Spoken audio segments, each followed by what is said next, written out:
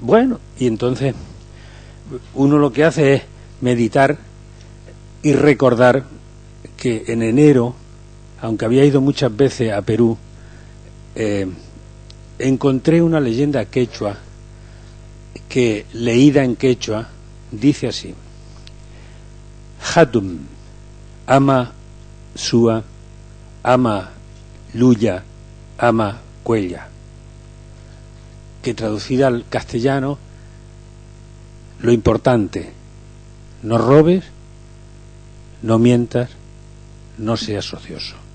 Es decir, trabaja. Y la semana pasada, en Bolonia, cuando tuve la oportunidad de intervenir en la reunión del foro, yo leí en primer lugar una pequeña crónica que había del Evangelio de la Crisis según el Papa Francisco, que se había publicado en algún periódico español. Y refería el periodista que el Papa había dicho que quería ser el Papa de los pobres, y haciendo honor a ese compromiso, Francisco ha empleado algunas de sus recientes intervenciones públicas para hablar de la crisis e hilvanar su particular evangelio de la recesión. El resultado: una doctrina muy social y reivindicativa, cañera con los bancos y los poderes financieros, solidaria con los pobres y los desempleados, y que algunos de los más aguerridos sindicatos italianos ya abrazan como dogma de fe.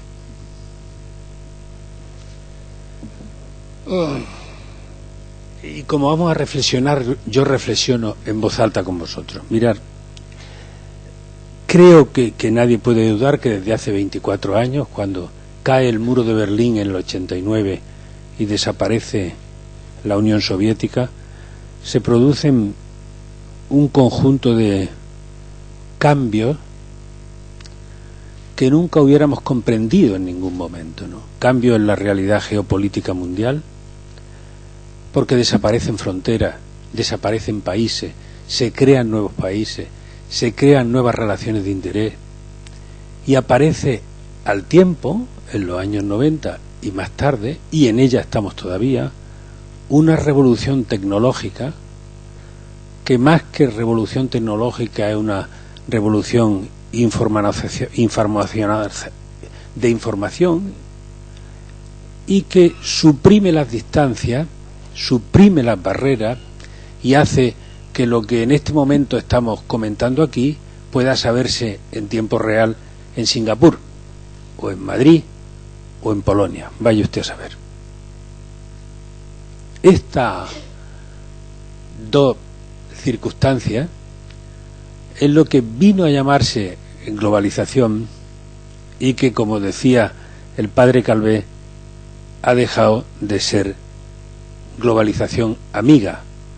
La globalización pensada para que fuésemos capaces de separar y de unirnos en las distancias que había entre ricos y pobres, y para que la desigualdad no existiese en la faz de la tierra, dejó de ser amiga y se convirtió en enemiga. Yo creo que estos dos conceptos, que son los cambios en la realidad política y la propia revolución tecnológica que desarrolla Occidente, fijaos que los desarrolla Occidente, pero al final los aprovecha no Occidente, sino que Occidente pierde, y ahí está la gran paradoja, habiendo desarrollado estos principios, como desarrolló también la libertad de mercado y desarrolló también la democracia, y pierde frente a Oriente y pierde frente a los países emergentes. Europa se queda vieja, los países emergentes ganan protagonismo en el mundo económico, y Occidente, no solo como Europa se queda vieja, sino también que pierde protagonismo frente a los grandes países que antes no contaban. China, segunda potencia mundial, primera dentro de 10 o 15 años, India, cuarta potencia mundial, la primera en población dentro de 15 años, con 1.500 o 1.600 millones de seres. Y desafortunadamente, esto que pareciera que es el triunfo de la economía de mercado, es un fracaso de la economía de mercado, porque resulta que el libre mercado no lo gobierna nadie, ni hay una autoridad mundial que sea capaz de poner paz a lo que está ocurriendo hoy en el mundo. Esta especie de crisis sistémica que afecta más a unos que a otros,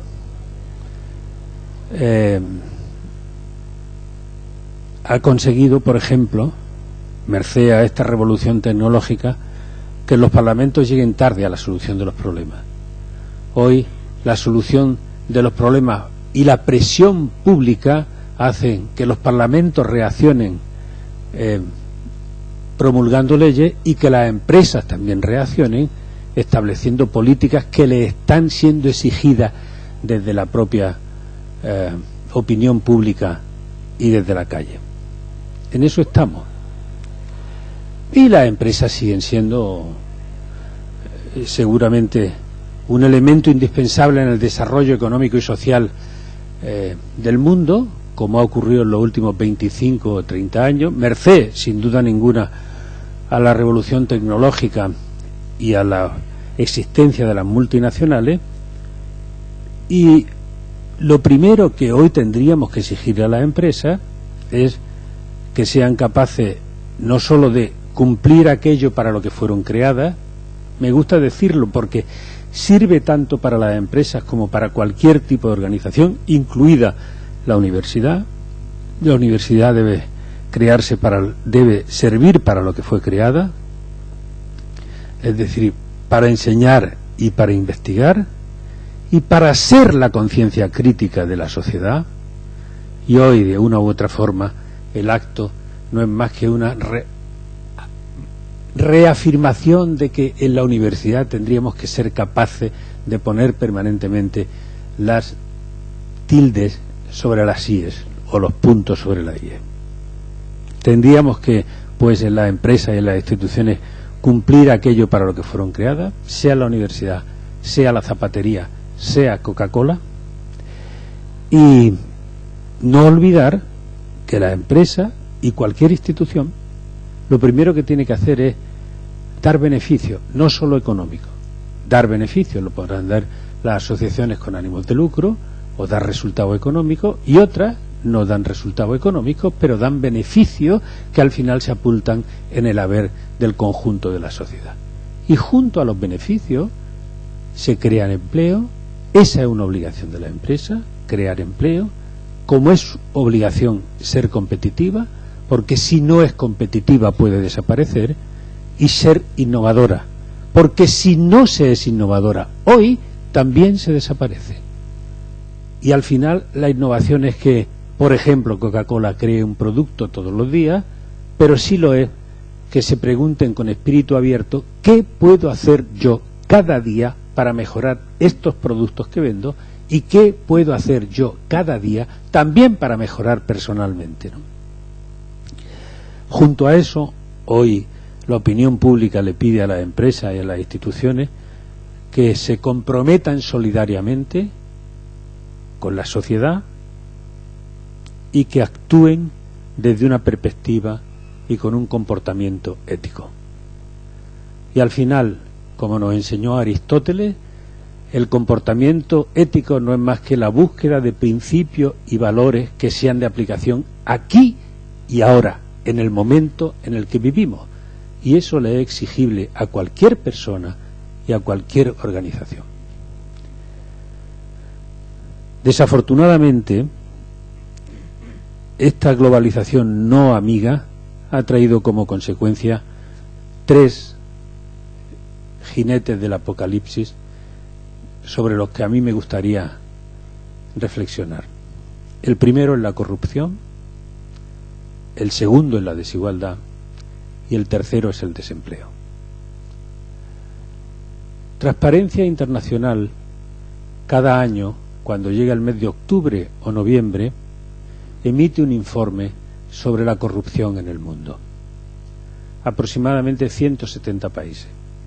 Ni los 207 ni los 198 de Naciones Unidas, 170 aproximadamente. Y suspenden 2/3. Lo grave no es que suspendan 2/3.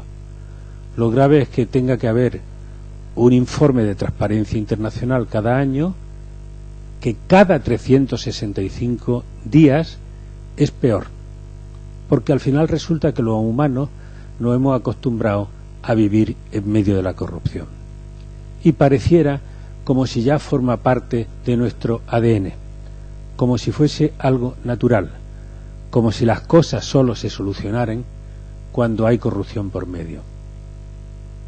Qué triste es pensar que estamos avanzando en mitad de la corrupción, sabiendo que hay países, y seguramente los países más avanzados del mundo, sean o no democráticos, y Singapur es un ejemplo de régimen autoritario en donde no hay corrupción, digo, sabiendo que hay países democráticos o que no lo son tanto, en donde la corrupción no campa por su respeto, porque hay voluntad política, porque los ciudadanos saben que con corrupción no se progresa y sin corrupción sí se progresa. Por eso los países del norte de Europa, o Australia, o Canadá, o Singapur, o Finlandia, conocen que luchando contra la corrupción, en el fondo están labrando el propio futuro como país. Segundo punto, la desigualdad. En alguna conferencia yo utilizo una primera página del The Economist, en donde aparecen los ricos sobre una peana y los pobres, el resto abajo, no se dicen los pobres, en una brecha que se ha convertido, como a mí me gusta contar, en sima insondable. Ya no es posible alcanzar la riqueza. Este debería ser o podría ser un mundo en donde la desigualdad no se hubiera instalado, y también se ha instalado. En el año 1929, cuando la gran crisis, los ricos dejaron de ser ricos y los pobres seguían siendo pobres. En esta crisis, aunque a Latinoamérica le agarre tangencialmente, los ricos son más ricos y los pobres son más pobres. Y esa es la gran evidencia de lo que hoy está ocurriendo en el mundo. Y la tercera lacra, el tercer jinete del apocalipsis, es el desempleo. Y me permitiréis que haga una referencia a España, donde un 27% de los españoles no encuentran trabajo en edad laboral, y la mitad, o un poquito más de la mitad en algunos ámbitos, de los jóvenes tampoco encuentran trabajo. Probablemente porque en un momento olvidamos algo a lo que me referiré más tarde, ¿no? La gente dejó de estudiar porque había dinero fácil, porque desafortunadamente en los últimos 25 o 30 años, junto con la revolución tecnológica y los cambios en la realidad geopolítica, el dinero se convirtió en el eje de todas nuestras actuaciones y en el becerro de oro al que habría que adorar, y como había dinero fácil, la gente pensó que trabajando en ámbitos donde el dinero era fácil, no era necesario hincar los codos y esforzarse y trabajar y ser decente. Hay en el mundo probablemente 200 millones de personas que no encuentran trabajo, porque no pueden encontrar trabajo, porque no están formados para encontrar trabajo o porque no saben cómo trabajar, ¿no? Y hay, más allá de esos 200 millones de personas, otros tantos millones que están desempeñando tareas absolutamente miserables. Y os recuerdo que en Bangladesh hace un mes ardió un edificio y murieron más de 1000 personas que se ocupaban en un trabajo indigno por el que recibían $1 diario. A mí se me ocurre, después del despiste tremendo de esta mañana, que llegado este momento probablemente lo que tendría que contaros es 5 puntos para que pensáramos en por qué es necesario que nos abramos a el mundo de la responsabilidad social a partir de un nuevo manifiesto de la responsabilidad social. Seguramente la responsabilidad social no es hoy solo una forma de gestionar empresas y organizaciones, sino que sobre todo es una forma de concebir la función social de la empresa en la nueva sociedad. Las empresas son instituciones de servicio público, lo queramos o no, pero son instituciones de servicio público porque a la sociedad en su conjunto se deben. Nadie puede dudar que la empresa hoy ha sido la que lideró el desarrollo económico y social de los últimos 30 años, pero por esa misma razón la responsabilidad social es la última definición del Parlamento Europeo, es la responsabilidad de las empresas y de las instituciones por sus impactos en la sociedad, por lo que hacen en la sociedad, por lo que se implican en la propia sociedad. El segundo punto es, como os comentaba antes, que yo creo que hay una obstinada consideración de que lo financiero es un fin en sí mismo. A mí me gusta repetirlo con frecuencia, es decir, convertimos al dinero en el becerro de oro y nos dimos cuenta de que podíamos hacer muchas cosas con dinero y pocas cosas sin dinero. O podíamos hacer muchas cosas con dinero y pocas cosas sin dinero, olvidando que el dinero no es más que un instrumento, ni siquiera es un valor. El dinero nos sirve para comprar cosas, desde un periódico a unos zapatos, u obtener servicios, un viaje a donde queramos, o un billete de tren, pero poco más que eso es el dinero. Y si seguimos considerando que el dinero es el principio y el fin de todas las cosas, tenemos poco por venir como sociedad y menos por venir todavía como personas, ¿no? Creo que hoy más que nunca necesitamos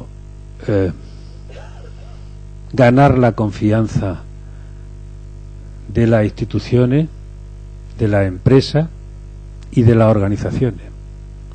Se pide más que nunca, lo piden las organizaciones sociales, lo pide el público en general, que hoy se practique la transparencia, porque solo desde la transparencia vamos a ser capaces de darnos cuenta de lo que está ocurriendo en este país. La transparencia es el mejor antídoto contra la corrupción. No hay mejor antídoto contra la corrupción que la transparencia. El transparentis, que del latín viene, lo que se ve a través de. Y esa es obligación de todos los que nos llamamos ciudadanos, exigir a las empresas y a las instituciones que sean transparentes.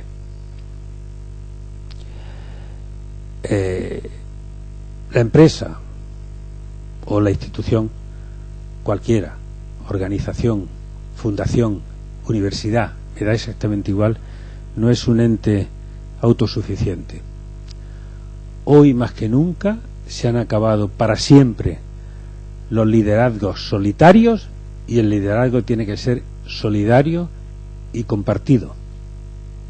Y además de que haya un liderazgo solidario y compartido, tendríamos que darnos cuenta de que hay que trabajar multiculturalmente, inter y multiculturalmente, y unos con otros, de consuno, porque sólo a través de alianzas, y fundamentalmente de alianzas público-privadas, vamos a conseguir los objetivos que nos marquemos, incluido el que las personas puedan obtener empleo en algún momento determinado, que en el fondo no es más que una decisión grave, profunda, política. Los políticos tienen que mover políticas de empleo que sean capaces de dignificar a las personas, porque el hombre, decía Kant, solo es persona por la educación, y el hombre o la persona solo se dignifica por el trabajo, y sin trabajo no hay dignificación de aquel que quiere trabajar y no puede trabajar porque no tiene dónde. La ciudadanía hoy se agita en una transición de su propia conciencia. Los ciudadanos nos damos cuenta de que o se afianza una sociedad egocéntrica o nos convertimos en una sociedad solidaria y sostenible. Y en este debate cobra un singular protagonismo la responsabilidad social como firme respuesta a los retos de la globalización, en un escenario donde tiene singular relevancia el por qué y el para qué hacemos las cosas, para que lo social deje de ser un asunto de otro y lo asumamos como propio, para que nuestros hijos puedan disfrutar libremente del entorno y el medio ambiente sea una preocupación de todos, una preocupación común, para que el capital no se vuelva impaciente y quiera más dinero y más capital, y para que el esfuerzo, el trabajo y la decencia se instalen en nuestro quehacer diario. Porque en definitiva el valor de las empresas y el valor de las instituciones y el valor también de las administraciones públicas y en definitiva el valor de la ciudadanía se medirá en el futuro por el interés general que supone la búsqueda de la felicidad, que es uno de los principios fundadores de la moderna democracia. Benedetti decía en un hermoso poema que todos conocéis, Táctica y Estrategia, que al final probablemente nuestra estrategia debería ser seguir trabajando en responsabilidad social, porque algún día todos creerán en esta forma de hacer las cosas. Mi estrategia es, escribe Benedetti, que un día cualquiera, no sé cómo, ni sé con qué pretexto, por fin me necesite. Muchas gracias.